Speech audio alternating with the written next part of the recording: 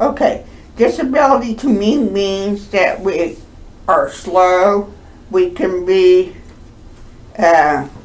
defined as having MR, which we don't use that word anymore. What is that word, Kathy? Mental retardation. And I don't like that term. I like the term developmental disabilities because it makes it much more fun for the individual and the consumers, because we've heard from consumers that we needed to change that name for years, and the ARCA US was fighting us on it. And we finally got that done here just within the last couple of years, didn't we?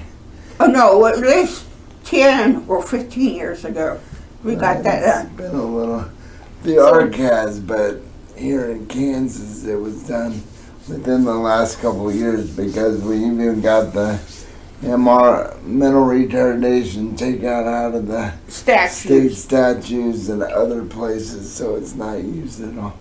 And the other term for that is intellectual and developmental, the IDD. Yes. And so, and it's been a good thing. We still have a long way to go.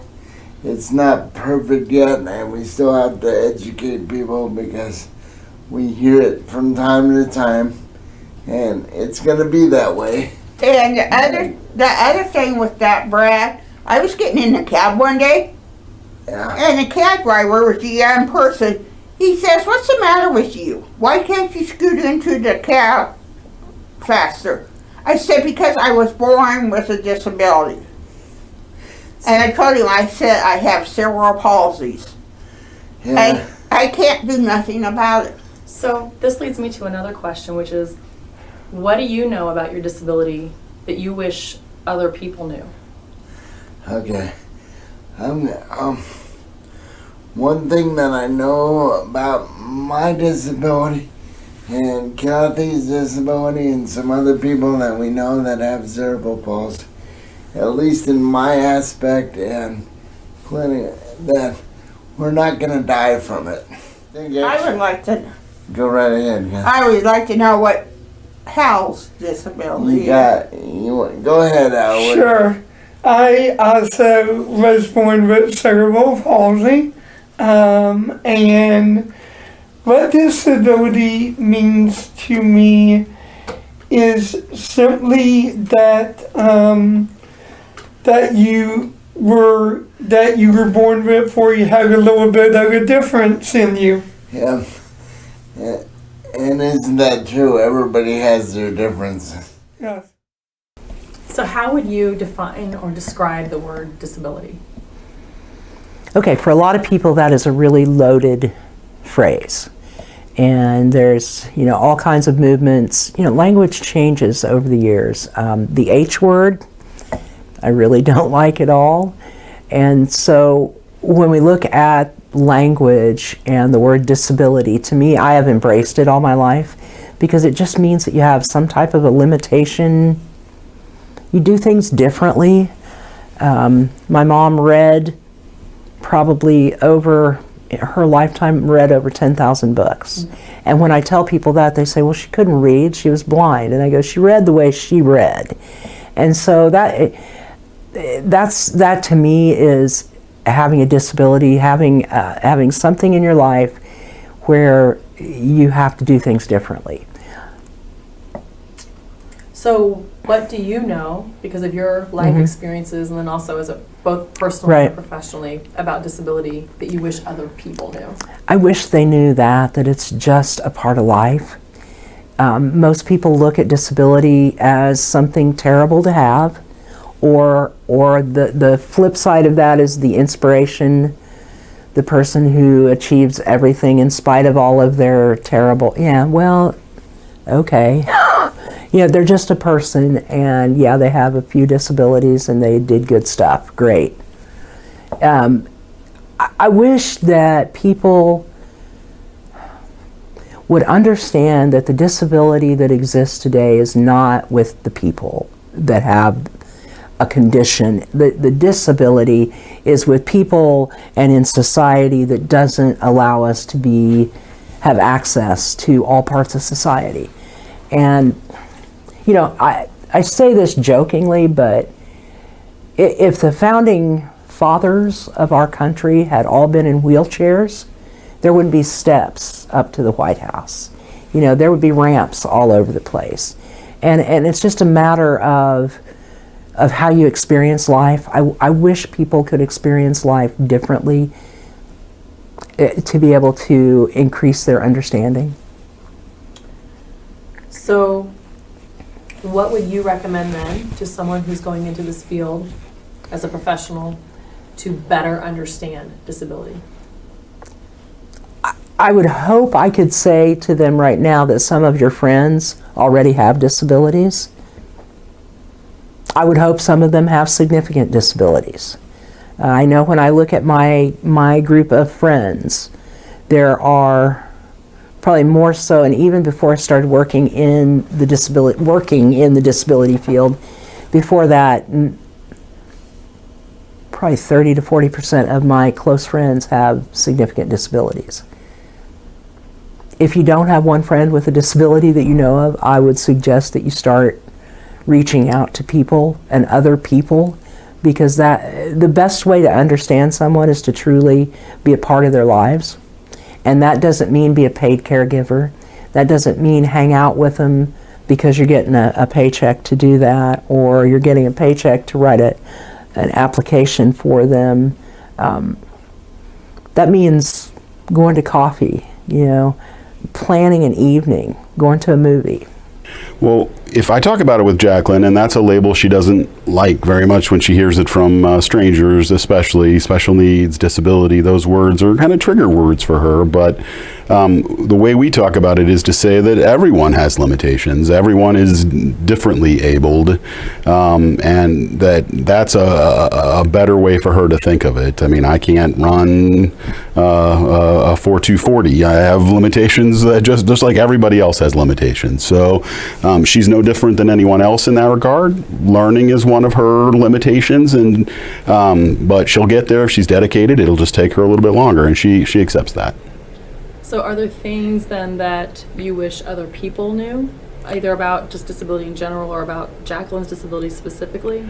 Well, in general, I would say there's this stereotype that the special needs population is all the same. They're happy, they're easy to get along with, and I wish that myth didn't exist. I mean, there's a full gamut of people in that community, just like there is in any other community that you would pick, and so you can't operate on that stereotype. That's one of the things that I wish people would understand a little bit better than they do. Well, I think we all lack skills in certain areas, and I think that's where disability comes in. I think sometimes people who have the label of a disability have that label because they lack skills in certain areas. That's a really limited viewpoint of that. It's a hard question. That's a hard question, because we don't, even in the field, we don't look at necessarily the disability of this person. We're looking at the person and their skills and abilities, not the other way around. Right. Yeah, the disability doesn't matter quite so much. It's the person and what they want, what their personality is. I mean, you can have 3 people with the exact same disability, but they're not going to be anything like each other. I mean, everyone's an individual. I agree with Lois 100%. At the very first day of Project Search, I tell my interns, and they get so sick of hearing this, they probably would like to hit me by the end of the year, but the first thing I say to them is everybody in the world has a disability. Some people have not figured out that they have a disability yet, but they will eventually. And that the individuals I see sitting in my classroom, I don't see disabilities, I see capabilities and abilities. Sometimes people in the world see them differently, and they shouldn't, but they do.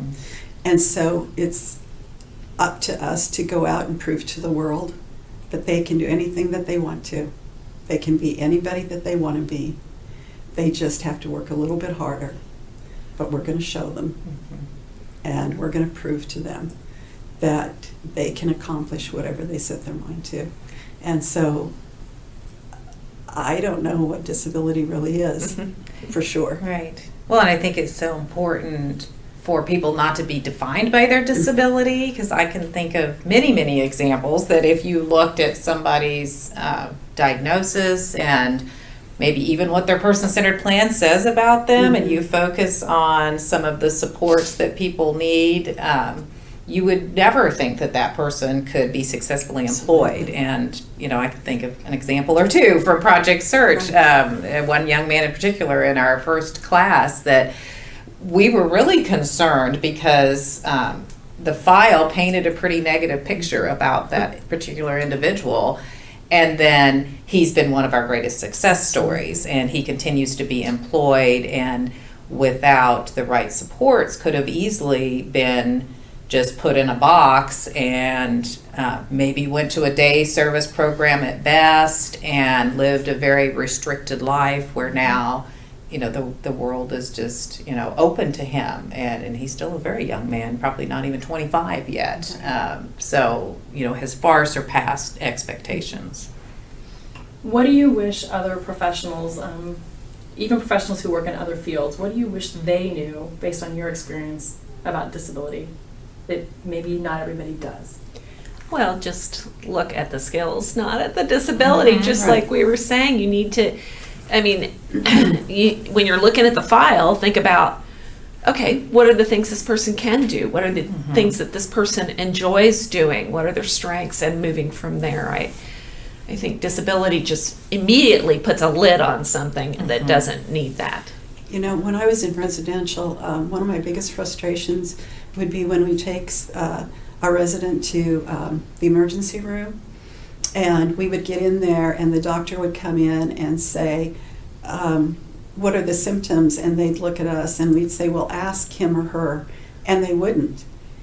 And I would think, well, why aren't you asking? Because they can tell you, but they would not. And finally I'd say, ask her. She can tell you. And I think that's the thing. They have a voice. You know, they may not tell it the same way, but ask them. They know what hurts. We can maybe give you more detail, but they have a voice. And they will tell you in their own way. But to just brush them off and act like that person who's laying in that bed isn't even there, I have a real issue with that. Yeah.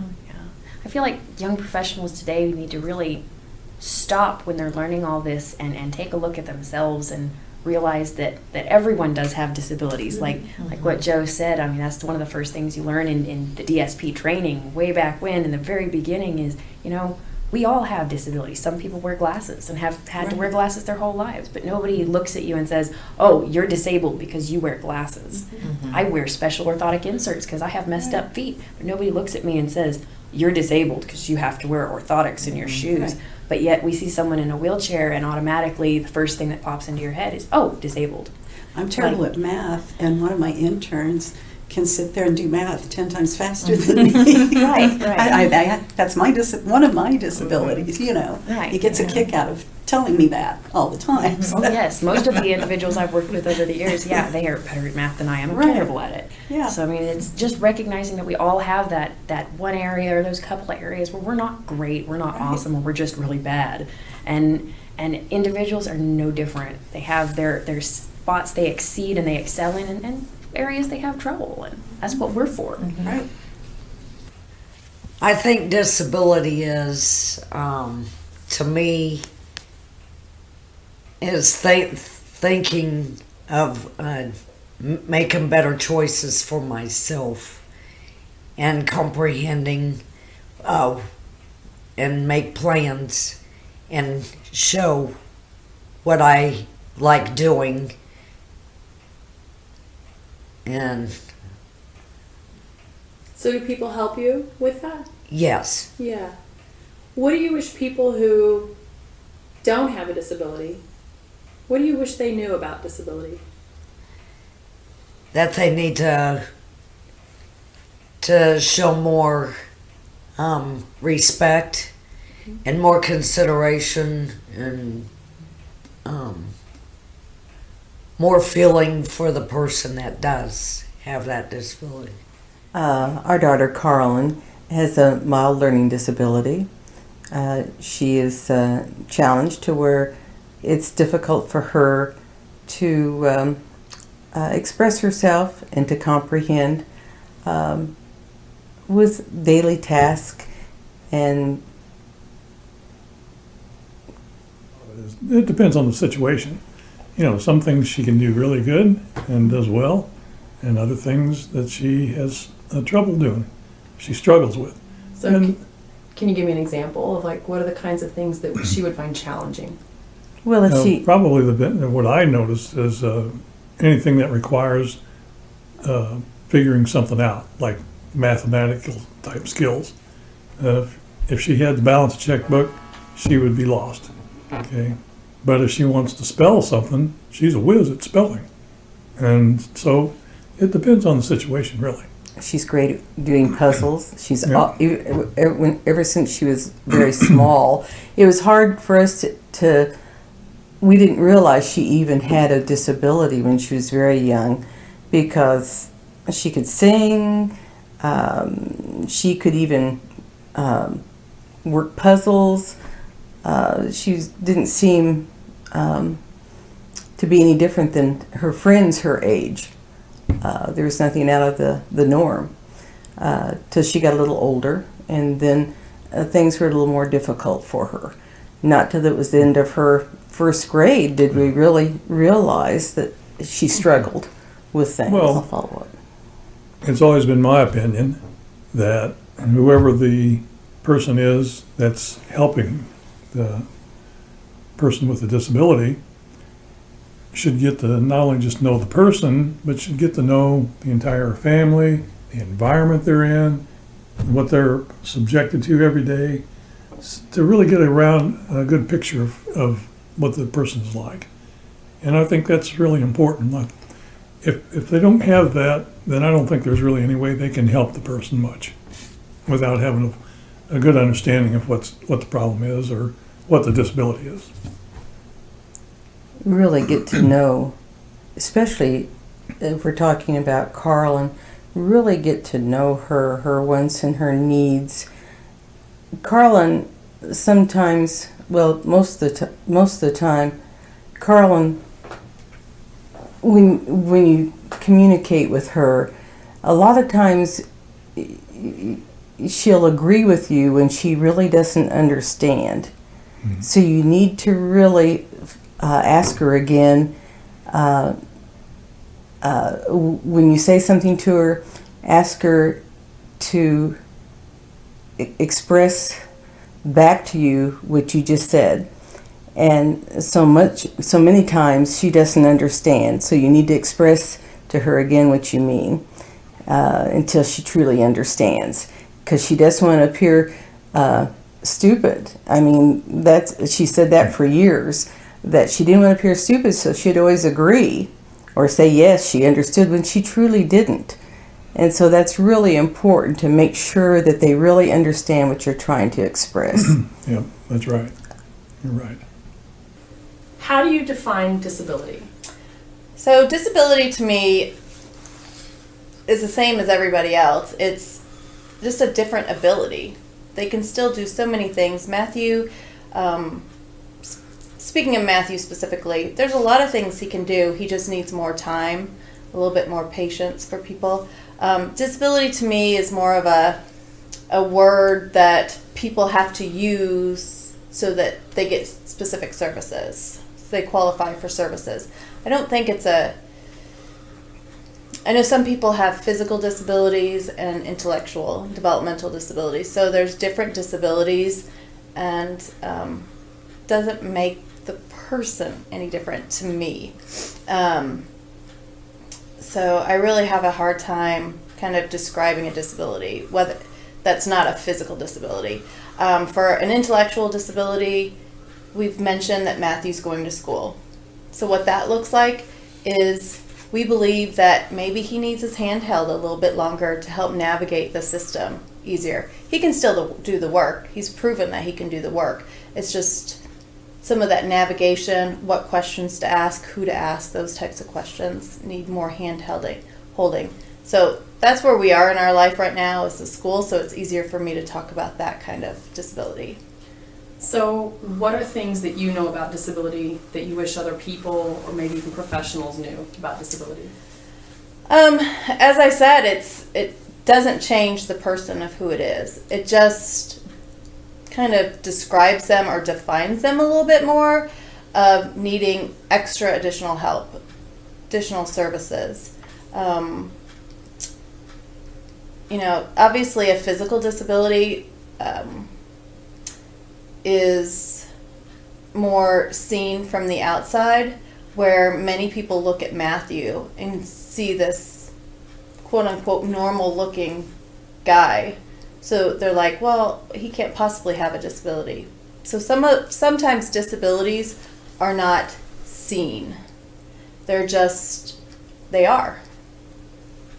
Well, for my job purpose, disability is described as a disability that affects one of the 6 areas of daily life, and it has to be something that was present before they turned 21 years old. So, generally speaking, what do you wish other people who aren't familiar with the disabilities field or people who have disabilities, what do you wish they knew? That disability comes in all shapes and sizes. It's not, you can't just generalize it. It can affect people in different ways. There's different types of disabilities, and there's different levels of disability. What about professionals? What do you wish other professionals knew about disability? I think the same thing, that it can, 2 people can have autism, but it'll manifest itself differently in each one. That 2 people can have Down syndrome, and it'll be different in each person. So it's unique to the person. And what would you recommend to someone who wants to be a professional working with individuals with disabilities do to better understand disability kind of in the broader context? What are things they can do? To look at the person and to realize that each person is unique with or without disability. Each person's unique they're not just the disability.